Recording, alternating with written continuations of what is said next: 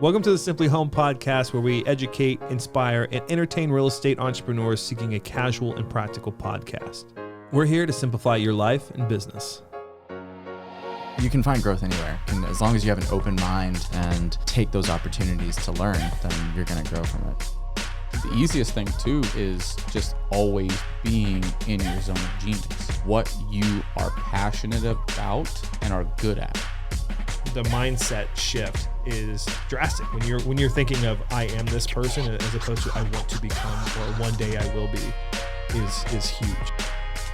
I feel like a lot of real estate companies have been putting a focus on themselves, basically.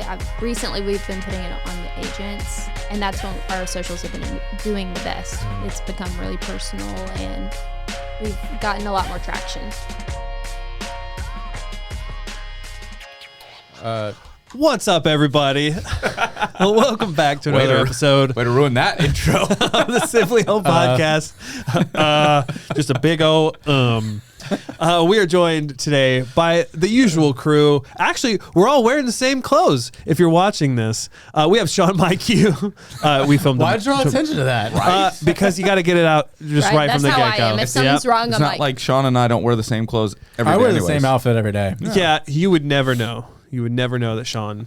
I just switch it. He switches I it was up with about the to say, he has jacket. I switch it four- up with the sweaters. He has 4 sweaters on Yeah. Just on got- yeah. rotation. Yeah. You can finish, and then I'll tell you what I just ordered. I have more- You guys will more- be surprised. I have Yep. more shirts than sweaters. So the undershirt is. It'd be weird if you had more sweaters than shirts. I don't think I've met anybody with more sweaters than shirts. We have Sean MyQ, CEO, founder of simpliHŌM. We have Sarah Wiley Armstrong, or SWI as we love to call her, marketing specialist. We have our COO, Brett Rutkowski, all things business and systems. And then we have Grant on the ones and twos in the back. Grant. Whoop, whoop. He's Give him more than just Grant. On the ones and twos. That's Oh, okay. classic. That's classic Grant. Grant Give us some has ones and become- twos. He's Give us become my fish guy. He's yeah. my fish consultant. Our company fish guy. and I'm Kyle Mann, the director of video and immersive tech, and The video guy. the video guy. That guy. I'm just gonna let it hang there. Well, today, last week we talked about failure. This week I want to take it a step back because you cannot fail unless you start. So today is going from 0 to 1, how to get started in real estate or anything for that matter. So I wanted to start. I have a perfect start to this. Yeah, you do? All right. And this is what I was going to Go talk for about it. a moment ago, is I have failed horribly on losing weight and toning up. And I've failed on every resolution to get there because I hate resolutions. However, I am putting away all the black shirts. And I just What? ordered a whole bunch of colorful shirts. This I know, is it's crazy, right? And the only way that I'm ever going to be able to wear those is if I start working out. That's like I ordered a medium. So I walk into his office yesterday and he says, "I'm gonna start wearing suits." Every time he says that, I'm like, why? I Why? said, Because it's Sean, me. I said, Sean, you're making me step up my game. He's like, yeah, I'm gonna have to. And I said, all right, well, you're buying me my first 2, right? Nope. and no. I said, but you're gonna have to wait till I lose some weight. He's like, facts, me too. Yeah, same. Yeah, I'm gonna have to dress up the short sleeve button ups. Maybe get a tie or a do it. vest. I'm I'm a vest guy. I'm just going to stick with this. Probably more turtlenecks. I love More- a good turtleneck. Tactical turtleneck. I don't remember the last time I wore a turtleneck. It's Me been neither. years.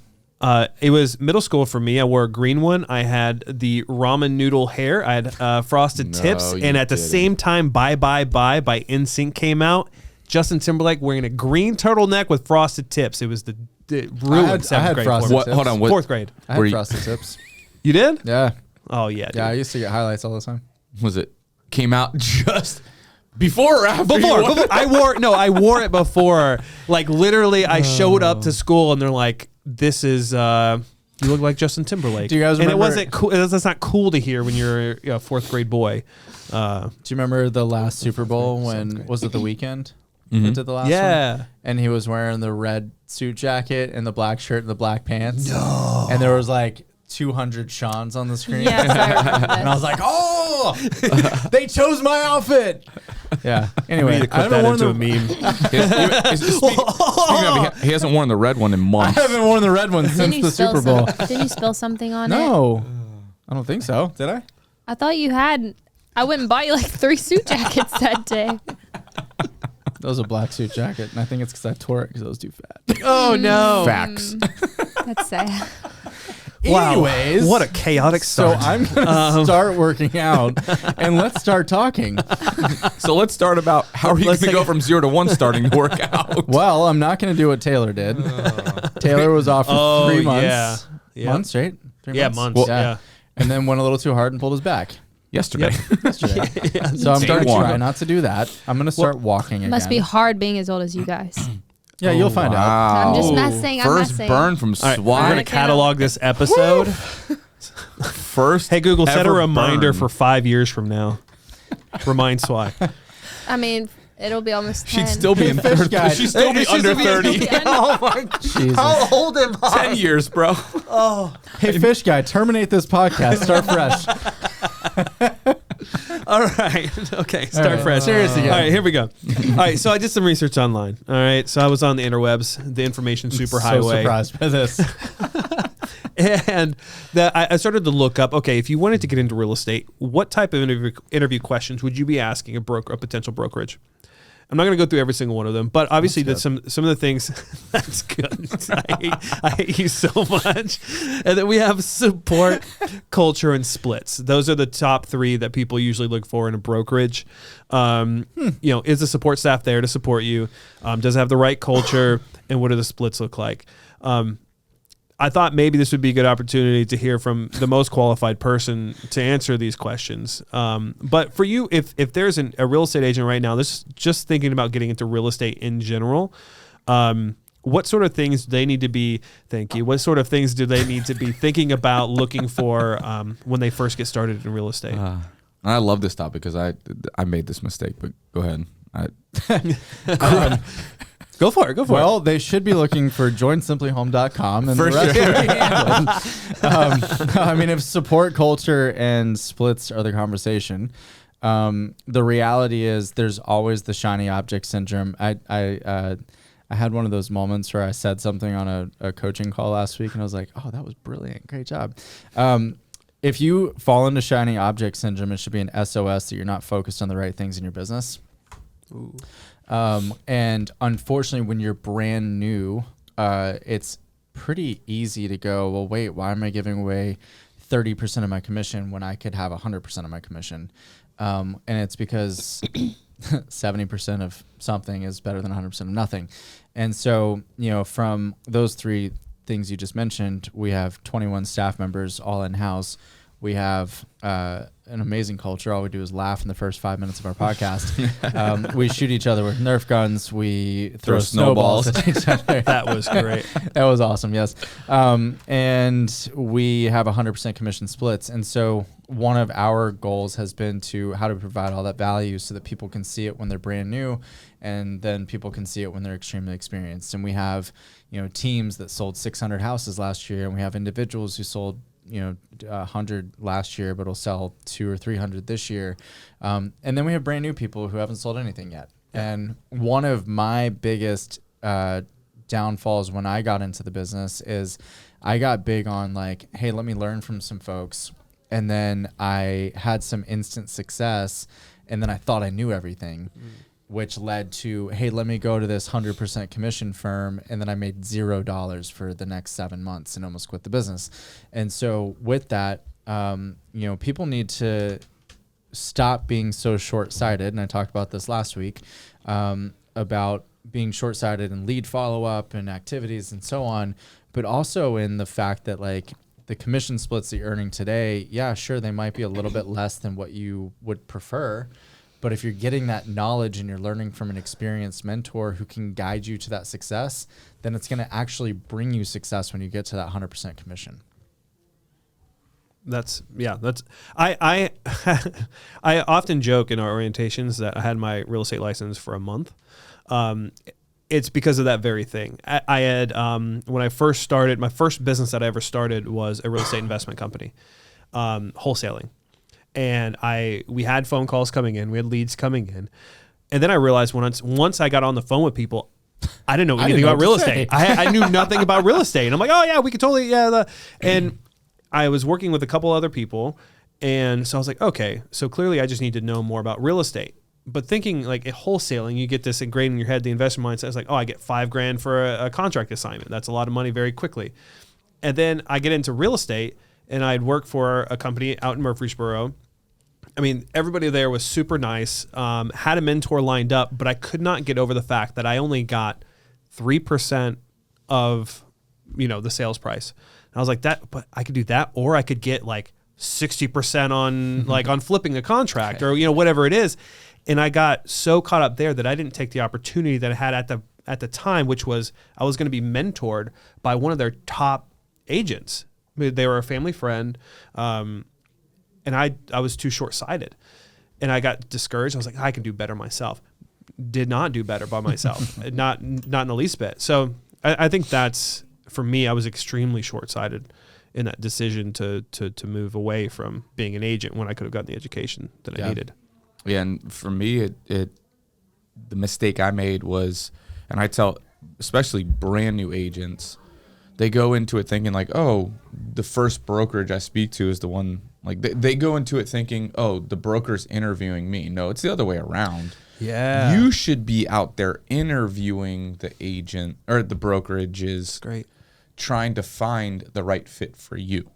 What is it that you're actually looking for? Is it the training? Is it the culture? Is it the split? Maybe it's all three.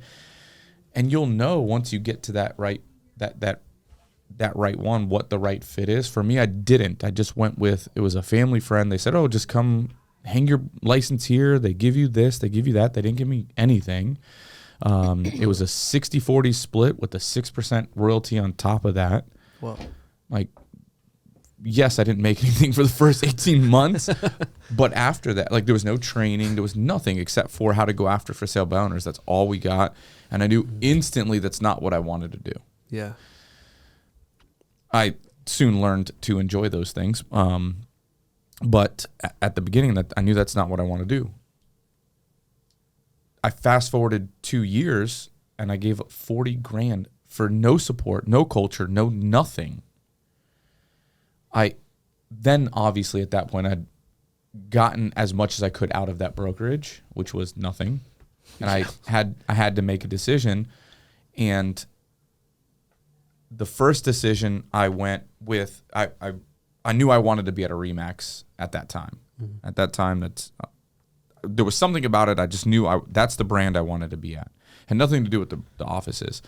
Then I went and interviewed 2 different offices and just thought that the one that I was at was the right one.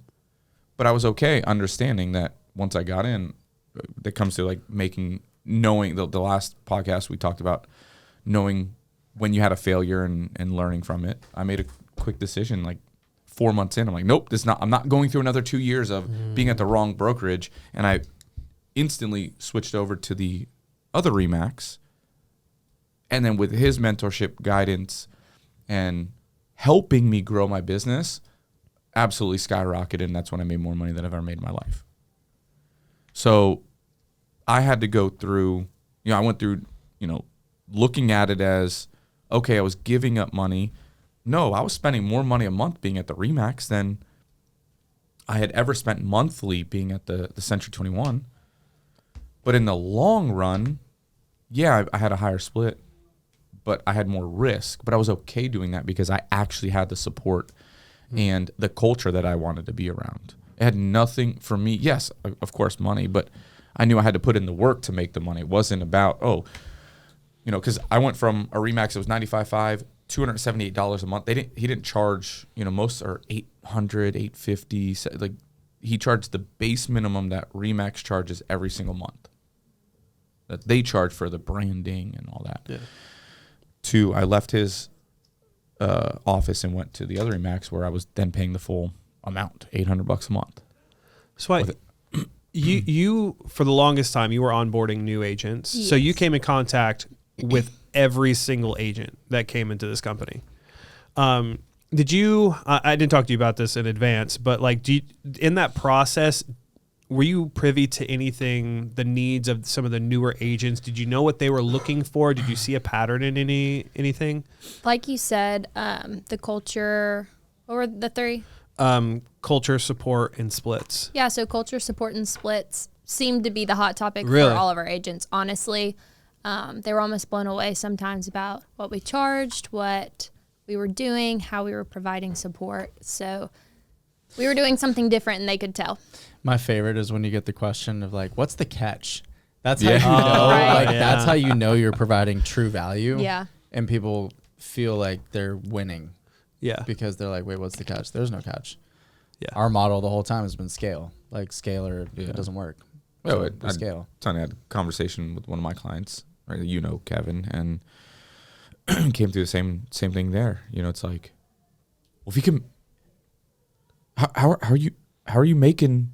I'm like, dude, it's scale. He's like, oh, that makes sense. That makes sense. Oh yeah. And he Free owns his own, transaction coordinator? he owns his own brokerage, and he's like, bro, like, he's like, if we can make it work in my market, let's talk to Sean. I'm like, unfortunately, Your market's Could- really small. It's could- beautiful. He's in Kalispell up in could Montana. make it work, but man. you'd have to have the entire market Yeah. Yeah. That's Or or stunning. higher fees. But I would also say, yes, it's an agent's job to interview a brokerage and ask all the questions, but it's also understand that you are also being interviewed. Like, we don't just bring on everybody. You know, we have a lot of people who go, not gonna be a good fit. well, we don't. Next. Well, yeah, we don't. Keller Williams takes anybody. Yeah, most You have a heartbeat, brokerages will Ron. take anyone with a heartbeat. Yeah. Heartbeat and a license, you're good. Yeah. so. We alluded to this in the last podcast, but do you have any advice on where agents can focus their time when they're starting out? When they're going from 0 to 1, they have no experience at this point. I know for me, and I learned this in Tim Ferriss is a big proponent of this, is like learn how to learn, get better at learning new things. And most of the time in the process that I use and the process that he uses is identifying the 80-20. What are the 20% of the things that are going to yield 80% of the results? Focus on mastering that 20% and then work on the rest of the stuff. The other stuff will come after that. So once you compile what that 20% is, you can focus on that. What would you say that 20% is when you're getting started in real estate? In my opinion, the number one thing anyone should focus on when they're getting started in real estate is having conversations. That's it. Because what happens is they'll fall into a trap of, well, I need to set up my database and I need to do this and I need to set up this and I need to learn this and I need to learn that. Learn it when you need it. But for now, go have conversations. You know, you don't need to know how to write an offer until you're writing an offer. You don't need to know how to negotiate a contract until you're negotiating a contract. So have someone you can call to ask those questions when you need them. But for now, just we have this book called Simply Start that we're giving out to all of our new agents that has guidance to them of these are the things you need to do in your first 48 hours. These are the things you need to do in the first 30 days, 60 days, et cetera. And we actually have gamified the tasks that need to be taking place because there are different tasks that you need to be doing on a regular and consistent basis in order to build your business. And it's not go out on Facebook and spam the whole world that I'm a realtor, call me. No, like, is there an element to that? Absolutely. Yeah. Is that the only thing you should be doing? Absolutely not. I'm also a huge proponent of people work with people they know, like, and trust. So go find things that you enjoy doing that isn't business or real estate related. You know, like I like to fly airplanes. Some people like to climb mountains. Some people like to go hiking. Some people like to garden. Whatever it is, there's groups of people out there that like to do those same things. Go get in those groups because now you know those people. They're going to like you because you have similar interests. And now it just takes time to build that trust. And if you really focus on just connecting with other human beings and having conversations with those people, then the success takes care of itself. And the skills that you have to learn of writing offers or negotiating or how to, you know, create leverage in a conversation for negotiating, all those things, they'll happen naturally. But people put too much focus on those things in the beginning when they're not necessary, and then they lose and they fail because they're hyper focused on working in the business or working on the business and not in it.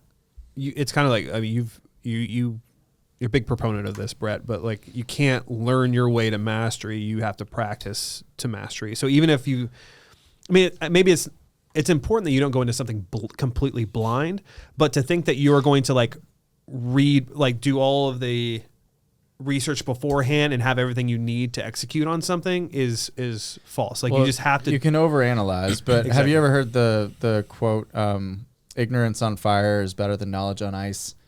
I haven't heard. I love the way that's said. But that's it. Yeah. Like when I was in door-to-door sales, we would always celebrate that first sale, but we always knew they didn't know anything. Because you don't know product knowledge. You don't know, with a house, like you don't know all the different types of wood on the floor and the this and the that, all these little details. But it doesn't matter because the person walks in the house, they either love it or they don't.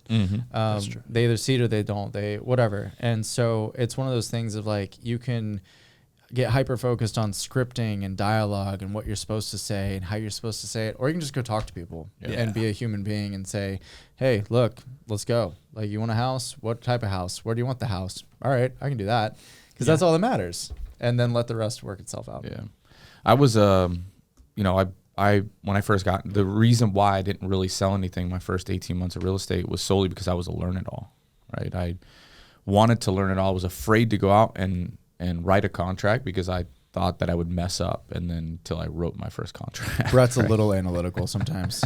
Yeah. Wrote my first contract. Oh, let me not say that. My wife wrote her first contract. And Sean got a couple text messages. But my favorite was, all right, bro, that's all. I got it from here. Thanks. Bye. 30 seconds later, ring. Like, what up? Hey, All right, that's it. That's all I need. 30 seconds later, I'm like, Jesus. But it didn't take me 18 months to write that contract.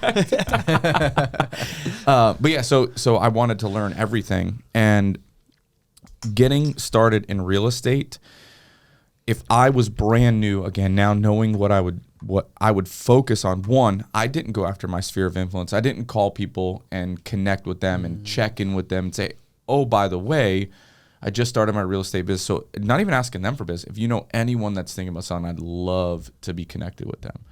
I didn't start with my sphere of influence at all. I always thought that, I didn't know that many people. But you talk about connecting and finding somebody that likes hiking. That is now your sphere once you connect with them. They are part of your circle, right? And so I didn't do any of that. So the first thing you need to focus on is how to go out and get business, how to have conversations with people. The more conversations you have, the more opportunities you have to turn that into business, because everyone needs a house. Everyone needs a place to call home. But for God's sakes, let people know that you're in real estate and then shut up about real estate. Yeah, 100%. Yeah, for sure. For sure. Nobody, it's like, when your friend joins, like, I don't know, Mary Kay or some network marketing, and then you start dodging their phone calls because every time they call, they're going to be like, hey, you want to come to this party? Way, yeah. Like, don't be that person, because like you're going to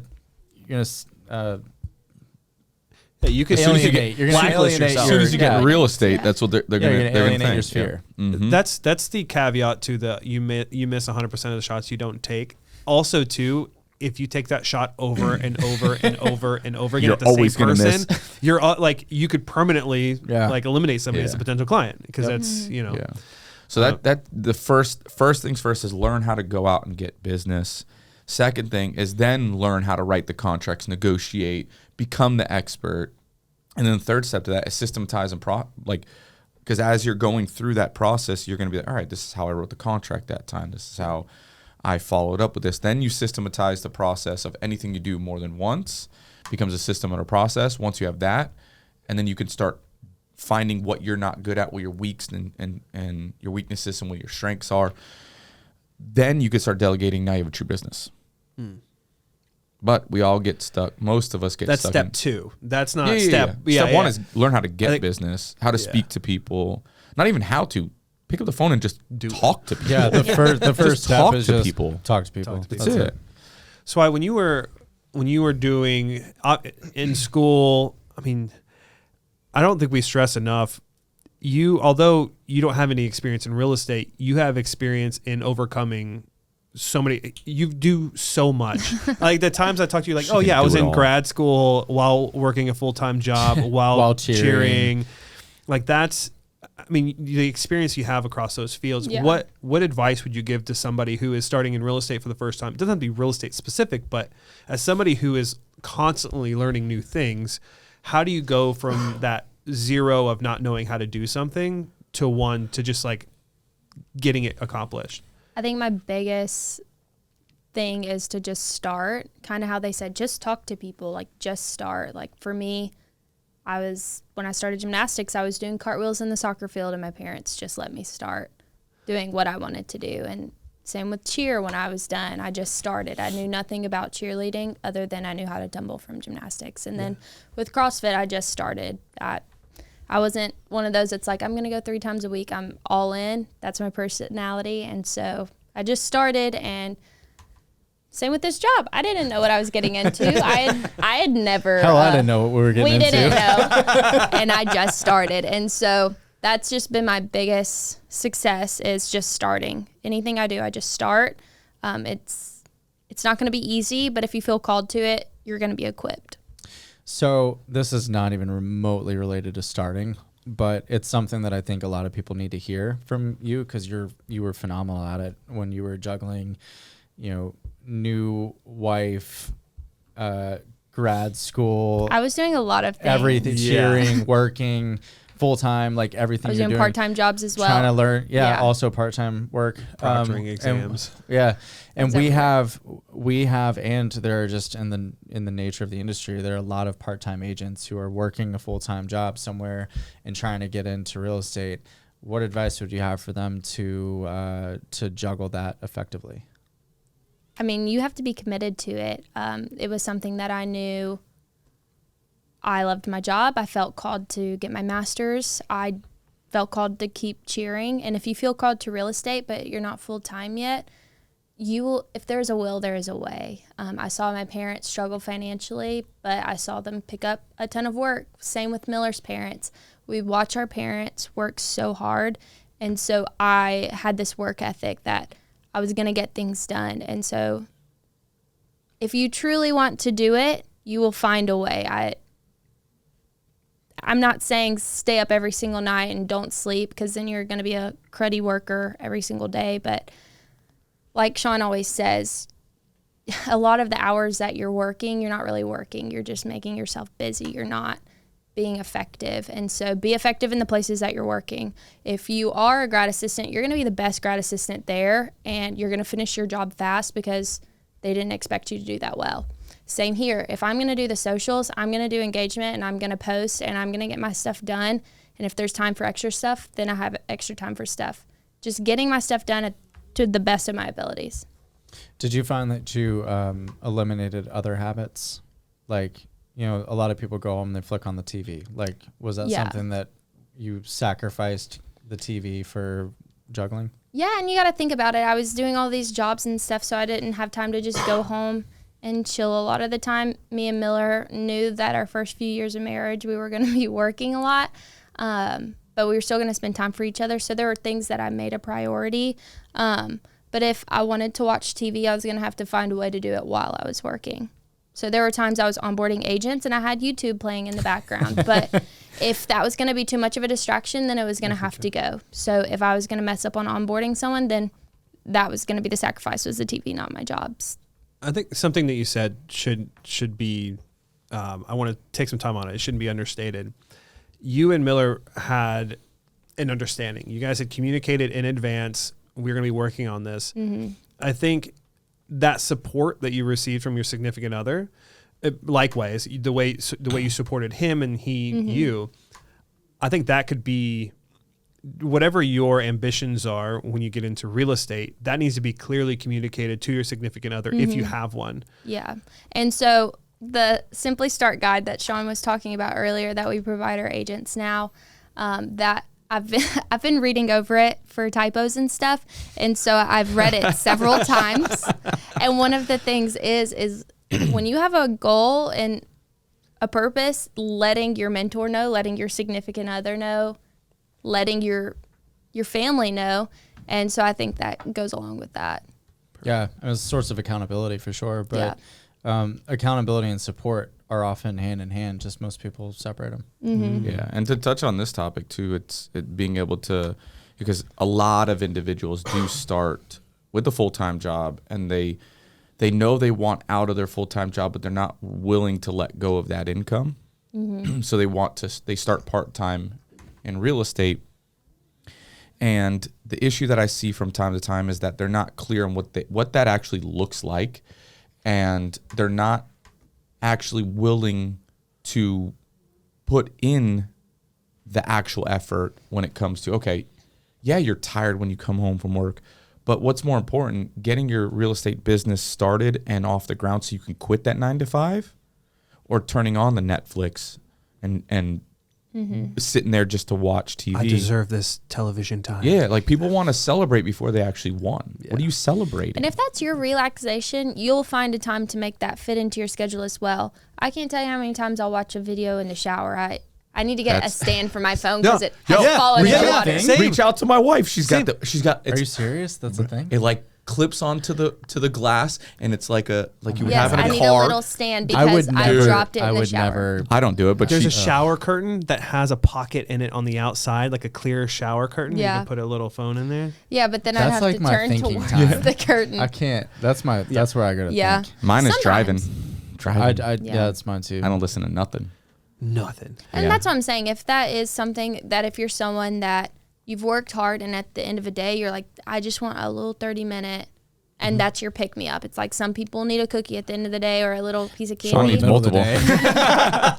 but 30 minutes is 30 minutes. Okay. Yeah.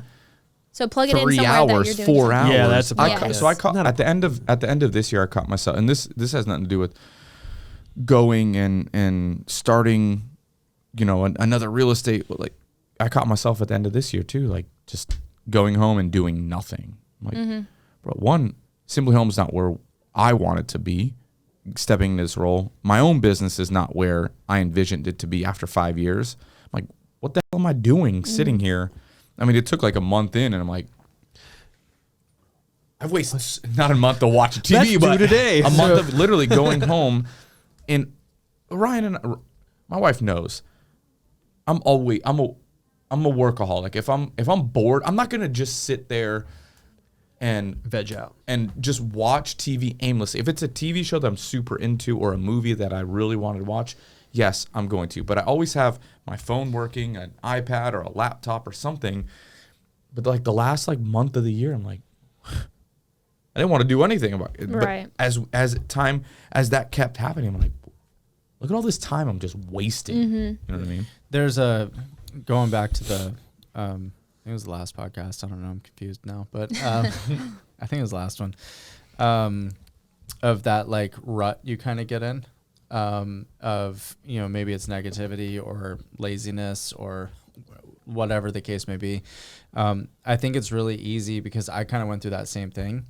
And one of those things that I was going through, I justified it to myself as I'm just mentally exhausted and I need a break. Yep. But then mentally exhausted, need a break turned into 3-4 weeks of like coming home and like not even able to turn my computer on because I would just stare at it. Like, what the hell? I'm not even doing anything. Yeah. And then going back, yes, I think people waste a lot of time, and I think people should definitely go through and do a true evaluation of where they're spending their time and so on. But I also think when it comes to that like part-time to full-time jump, I'm not 100% sure. Yeah, I think it's more of a confidence thing. Yeah. Than it is and that's not, these are very generic statements. Obviously every situation is different, but I do think there's a huge confidence thing where people go, I'm leaving the security for the unknown. Yeah. And it's because, unfortunately, because people aren't systemizing their businesses, their business isn't predictable. There's no predictable success. There's just like when the phone rings, it rings. And that's scary. It's terrifying. If you're supporting a family or you have bills to pay, whatever the case may be, that's a big, scary jump. So getting to those systems and processes and getting to where you have predictable success is key.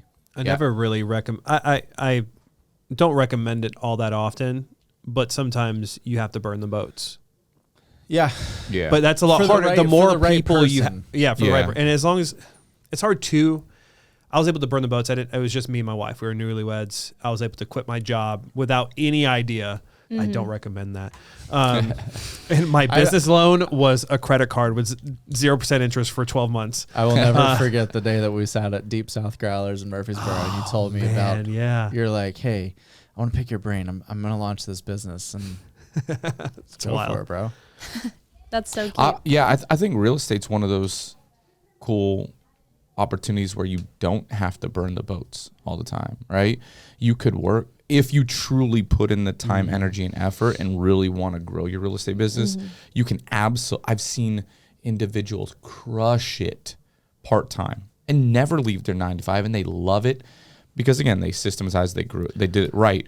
But you could absolutely, this is what I tell everyone, if you have the 9 to 5, if you don't have the financial security to burn the boats, work it, truly work it, until you're making more money part-time than you are full-time, and then you burn the boats. Yeah. At that point, it's not burning the boats because you already rode the boat pretty far. You built new boats. I had a friend out in the Midwest who literally was making 6 figures per month in real estate and never left his 9 to 5 job because he liked the benefits. Yep.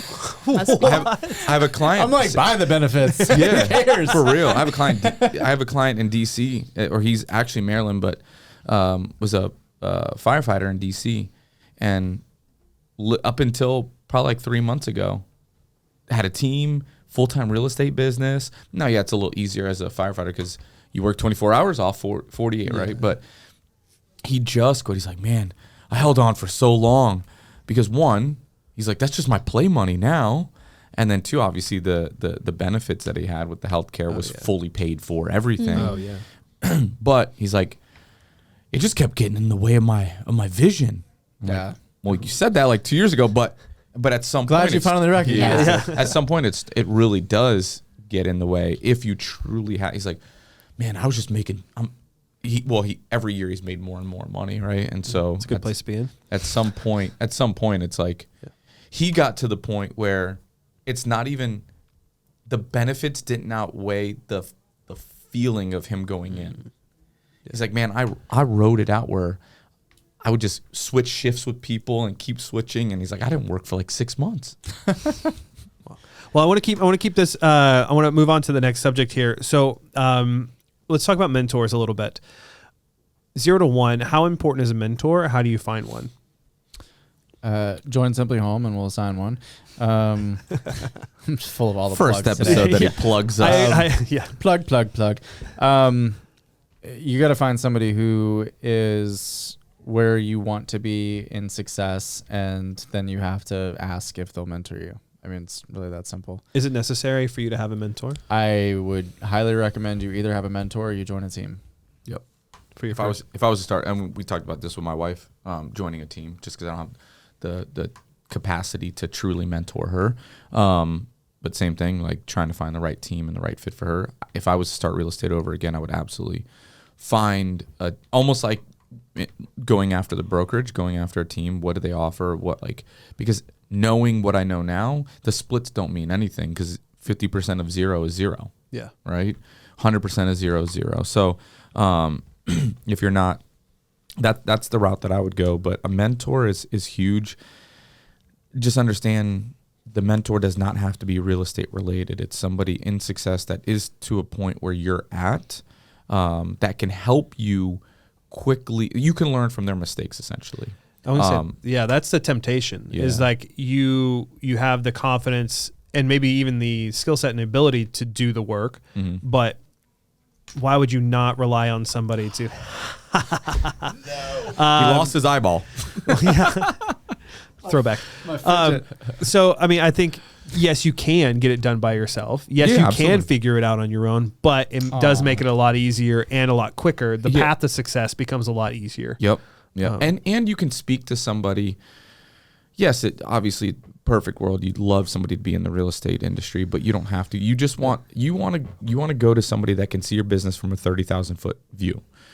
You're on the ground. You're in the day to day. You can't see the mistakes you're making. You can't see, not that you can't. You're just blind to them because you're in the trenches. Yeah. when somebody's up there and they're seeing what you're doing, it's easier for them to be like, hey, you should actually move this piece here and then do, Yeah. I would, because I would urge that the person's a realtor. Okay. Personally, Mm-hmm. I had different levels of mentorship, right? I had like my business mentor, my sales mentor, my this, my that. But when I got into real estate, I had a real estate mentor. And what I liked about it was I feel like it's really imperative when you get into it, you don't know the language. And so it's like trying to learn Spanish. The best way to learn Spanish is to go to Mexico or a Spanish speaking country and just immerse yourself into it, right?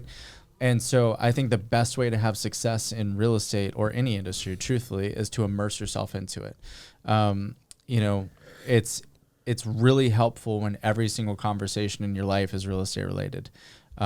Everything is about the market. Everything is about the comps. Everything is about the contracts, the negotiations. You're just like absorbing all of this. And that's what really worked for me was I was fortunate enough to have someone take me under their wing, and they knew the situation that I was in. And so they were like willing to help me along even more.